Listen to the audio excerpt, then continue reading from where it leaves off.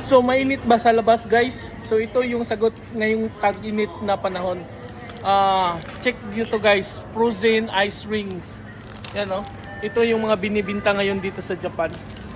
You can use this many times as you like. From 28 degrees below, ilagay mo lang sa neck mo. You can just put this sa refrigerator for 20 minutes tapos mag-freeze na siya. Tapos pwede mo na siyang gamitin guys. So ito na yung sagot sa tag-init na panahon guys. Yan oh, ang daming to. So try nyo guys, subukan nyo. Yan oh, frozen ice rings. So yung mga price nito is from 300 pesos. Meron ding mga 800 pesos. Ito yung mga price dito sa Japan guys. Frozen ice rings.